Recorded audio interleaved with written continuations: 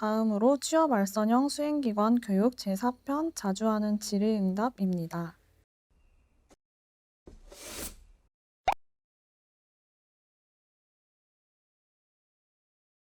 취업 알선형 수행기관 교육 제4편 자주 하는 질의응답은 총 두 파트로 나눠져 있습니다. 첫 번째 파트는 사업 운영 파트입니다. 두 번째 파트는 노인 일자리 업무 시스템에 관한 질의응답 부분입니다. 먼저 사업 운영 파트에 대한 교육 시작하겠습니다.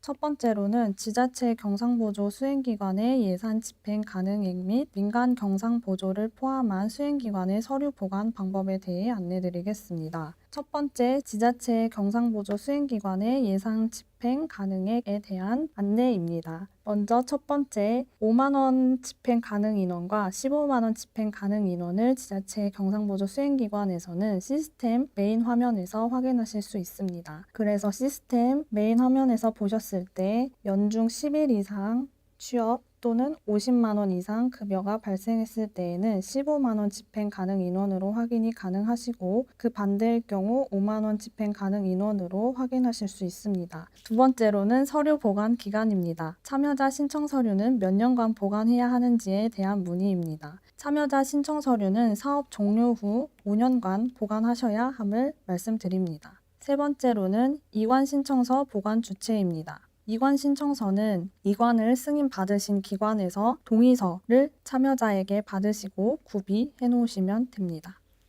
다음으로 두 번째, 시험감독관에 대한 문의입니다. 이번에 인사혁신처 등 시험감독관 사업을 운영하면서 많은 기관의 질문과 문의가 있었습니다. 첫 번째 문의로는 시험감독관 근무 시 취업확인서는 어떻게 주는지에 대한 문의입니다. 일단 구인처에서 시험이 끝난 이후에 공문으로 개발원으로 보내주시면 개발원에서 그 공문을 수행기관에 보내드립니다. 수행기관에서는 받으신 공문을 확인하시고 취업 증빙으로 시스템 내에 등록하시면 되겠습니다. 다음으로는 참여자 출근 안내입니다. 시험 전 시험감독관 참여자에게 출근 안내를 보내주는지에 대한 문의입니다. 개발원에서는 개개인에게 출근 안내를 보내드리지 않습니다. 그렇기 때문에 수행기관에서 제출하신 명단자분들에게 직접 안내해 주시면 감사하겠습니다. 다음으로 참여자 급여 지급 부분입니다. 시험감독관 참여자에게 급여를 어떻게 지급하는지에 대한 문의입니다. 시험감독관 참여자에게는 당일 현금으로 지급이 되거나 아니면 추후 계좌 이체를 통해 지급이 되기 때문에 사전에 참여자분들이 계좌 번호를 알고 가실 수 있도록 안내 부탁드리겠습니다. 다음으로 실적 인정 부분입니다. 첫 번째로는 취업 및 보수 증빙 두 가지를 등록해야 하는지에 대한 문의입니다. 취업 및 보수 증빙은 두 가지 중 한 가지만 등록하시면 되며 꼭 취업 내역을 증빙할 수 있는 증빙 서류를 구비하셔야 합니다. 두 번째로는 수행기관 자체 채용에 관한 내용입니다. 저희 기관에서 채용하는 어르신도 실적으로 등록 가능한지에 대한 문의가 많이 있었습니다. 수행기관 자체적으로 채용하는 근로자들은 실적으로 잡을 수 없습니다. 이 점을 명시하시고 사업을 운영하시기 바랍니다. 다음으로 동일 일자에 두 번 근무하는 경우입니다. 한 명의 참여자가 오전과 오후 각각 다른 직종으로 취업해도 실적이 인정되는지에 대한 문의입니다. 취업 알선형 실적은 한 명의 참여자가 오전과 오후 각각 다른 직종으로 취업한 경우 고용보험 취득은 이중으로 등록이 가능하지만 취업 알선형 실적은 하나만 등록을 할 수 있습니다. 그렇기 때문에 이 점은 확인하시기 바랍니다. 다음으로 예산 집행 부분입니다. 먼저 컴퓨터 엑셀 인증서 구입비 집행해도 되는지에 대한 문의가 있었습니다. 이 경우 사업에 필요한 사항이므로 과도하지 않은 범위 내에서 집행이 가능하겠습니다. 두 번째로 유류비 집행에 관한 문의입니다. 유류비는 취업 알선형 사업으로 쓰셨다는 내용만 증빙할 수 있으면 집행 가능합니다. 다만 기관의 차량 이용 기준에서 크게 벗어나지 않는 수준으로 집행하시고 차량 운행 일지 및 출장 신청서를 구비해 주시면 되겠습니다. 다음으로 업무용 휴대폰 개통에 대한 문의입니다. 업무용 휴대폰은 개통하실 수 있지만 개인 명의의 핸드폰 비용은 지원하지 않기 때문에 기관 명의로 꼭 개통하시기 바랍니다. 다음으로 참여자 제외에 대한 부분입니다. 첫 번째, 비사업자의 경우 상해봉업 가입이 필수인지에 대한 문의입니다. 사업자 등록증이 없는 기관의 경우 상해보험 가입이 필수는 아니지만 참여자 안전을 보호하기 위해서 가입할 것을 권장드리고 있습니다. 상해보험료는 위탁 운영비로 집행 가능하시기 때문에 이 점 참고하시기 바랍니다. 두 번째로는 사업자 등록증이 없는 아파트에 미화로 참여 가능한지에 대한 문의입니다. 사업자 등록증이 없는 직종 중 참여 가능 일부 직종이 있습니다. 그 직종으로는 지역 일손 도우미, 가사 육아 간병 도우미, 예식 혼례 및 장례 종사자, 시험 감독관입니다. 이 외 미화 직종은 비사업자 참여 가능 일부 직종에 해당되지 않기 때문에 참여가 어렵습니다. 다음으로는 이중 국적자 참여 문의입니다. 노인 일자리 및 사회활동 지원 사업에 참여하기 위해서는 대한민국 국적 취득자 중 국내 거주자에 한해서 참여 가능하십니다. 간혹 주민등록번호 5와 6으로 시작하는 이중 국적자는 참여할 수 있는지에 대한 문의가 있었습니다. 국내 거소 신고번호 뒷자리가 5와 6으로 시작하는 경우는 주민등록번호가 아니기 때문에 참여가 불가합니다. 또한 주민등록번호를 부여받았어도 국내에 거주하지 않는 경우에는 참여가 불가하기 때문에 이 점은 참고하시기 바랍니다. 다음으로 민간 경상보조 수행기관에 대한 문의입니다. 첫 번째, 영리기관의 경우 유료직업 소개소로 신고를 하시고 알선 수수료를 받지 않겠다는 서약서를 받으시면 참여하실 수 있습니다. 두 번째로는 교부 신청 방법입니다. 이나라 도움에서 교부 신청하는 방법에 대한 문의입니다. 교부 신청 이전에 사업계획서가 확정 처리되어 있는지 확인해 주시고 민간보조 운영안내 서식 5를 참고하시어 사업계획서 등을 첨부하고 교부 신청을 진행해 주시면 되겠습니다. 교부 신청 방법은 앞서 교육에서 진행한 이나라 도움 교육 자료를 참고하시기 바랍니다. 다음으로는 채용성공보수 증빙서류에 관한 문의입니다. 채용성공보수 인정 가능한 증빙자료는 무엇인지에 대한 문의입니다. 채용성공보수는 참여자가 6개월 이상 근로했다는 서류를 제출해 주시면 됩니다. 서류의 예시는 다음과 같기 때문에 참고하시어 꼭 1개 이상은 구비해 주시면 감사하겠습니다.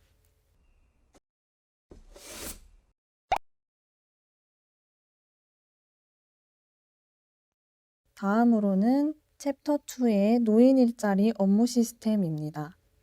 첫 번째로는 사업 계획서에 대한 문의입니다.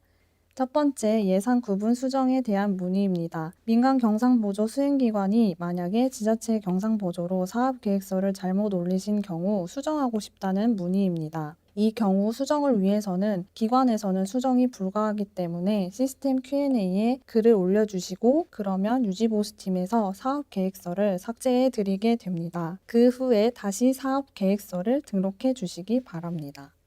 두 번째로 구인처 관리입니다. 첫 번째, 기업의 정보, 예를 들면 사업자 번호와 주소, 기업 대표명이 변경되어 수정하고 싶다는 문의입니다. 이 경우 다른 수행기관이 이미 등록한 기업인 경우에는 기관에서 수정이 어렵기 때문에 게시판 Q&A에 올려주시면 개발원에서 수정해 드리도록 하겠습니다. 두 번째로는 이미 등록된 기업입니다. 기업 카드를 등록하려 했는데 이미 등록된 기업이라고 하는 경우에 해당되는 문의입니다. 이미 등록된 기업의 경우 기업 카드에서 기업을 등록하는 절차를 생략하시고 구인 신청서부터 등록하시기 바랍니다.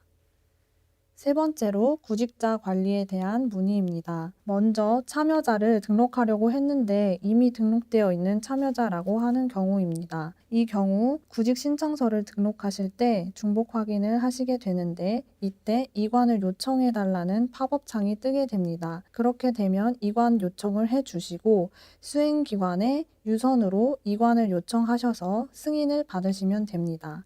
만약에 요청한 수행기관이 올해 사업을 하지 않거나 기관이 폐쇄되었다면 Q&A 게시판에 남겨주시면 개발원에서 승인해드리도록 하겠습니다. 두 번째로는 참여자 재희망에 대한 문의입니다. 재희망 처리가 되지 않는다는 문의가 있었습니다. 재희망을 위해서는 상태가 취업희망 이력에서 퇴사인지를 확인해 주셔야 합니다. 퇴사 처리가 완료되어야 재희망을 하실 수 있습니다. 퇴사 상태가 아니라면 퇴직 버튼을 눌러서 퇴사 상태로 변경하시기 바랍니다.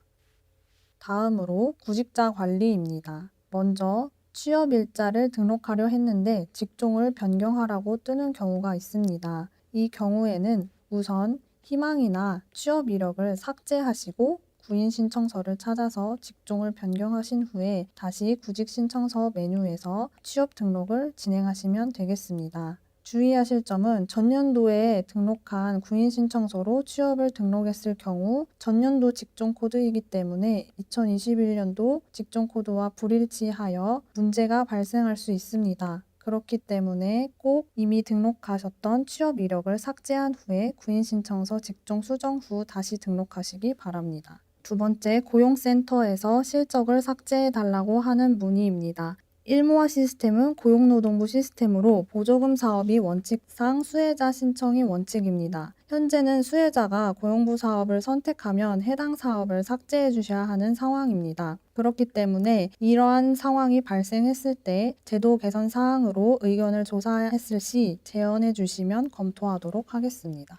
다음으로는 구직자 관리입니다. 먼저 동일 기업에 2회 취업하는 경우인데요. 동일인, 동일 수행기관, 동일 기업에 10일 이상 2회 취업한 것도 인정이 되는지에 대한 문의입니다. 동일인이 동일 수행기관, 동일 기업에 10일 이상 2회 취업한 것은 인정을 받기 위해서는 동일 기업이 아닌 서로 다른 기업에 10일 이상 2회 취업 시에 인정되는 것입니다. 다음으로는 동일인이 동일 기업에 전년도와 올해 취업한 것도 인정되는지에 대한 문의입니다. 전년도 실적에 대해 퇴사 처리하시고 올해 신청서를 받고 새롭게 취업하게 되면 실적으로 인정받으실 수 있습니다. 다음으로 보수관리 및 메뉴 활성화입니다. 먼저 시간제 참여자의 보수를 자동 계산하면 실제 보수와 불일치하는 경우입니다. 시간제는 보수 산출 시 시간 곱하기 단가 곱하기 일수로 계산됩니다. 그런데 시간제는 사례가 매우 다양하기 때문에 실급여액을 수기로 입력해 주시기 바랍니다. 다음으로는 기관 등록, 회원가입, 사업계획서도 등록했는데 사업 운영 탭이 안 나오는 경우입니다. 우선 연간계획서 관리 메뉴에서 심사 상태가 승인인지 확인해 주셔야 합니다. 사업계획서가 승인 완료되어야 사업 운영 탭이 활성화되기 때문입니다.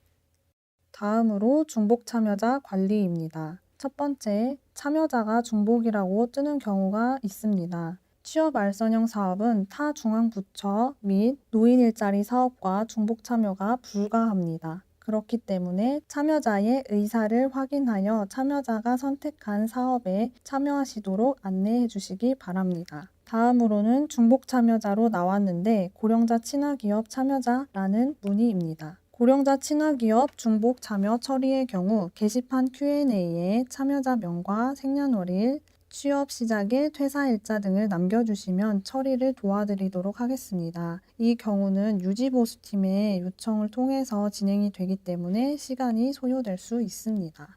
다음으로는 공익형 코로나로 일시 중단 중 취업 알선형에 참여하셨다는 문의입니다. 공익활동 일시 중단의 경우 중독 포기가 아니기 때문에 중복 참여자로 해당됩니다. 따라서 공익형 사업과 취업 알선형 사업의 경우 중복 참여가 불가하므로 참여자 의사를 확인한 후 한 가지 사업만 참여한 것으로 선택하시고 나머지 사업의 경우 중독 포기 및 환수 조치 하시기 바랍니다. 마지막으로 주요 질의에 대한 안내를 해드리도록 하겠습니다. 타 기관의 이관을 승인해줬는데 참여자가 조회가 되지 않는다는 문의입니다. 승인 목록에서 참여자가 사라지는 것은 개인정보 취급자 권한과 책임 또한 다음 수행기관으로 넘기는 것이기 때문에 참여자의 관리 권한이 사라지게 되는 것입니다. 다른 기관으로 이관을 승인해줬다면 더 이상 조회를 할 수 없기 때문에 이 점을 참고하시면 좋겠습니다. 이상으로 자주 하는 질의응답에 대한 교육을 마치도록 하겠습니다. 본 교육은 게시판 자주 묻는 질문에도 등록되어 있으니 참고 부탁드립니다. 감사합니다.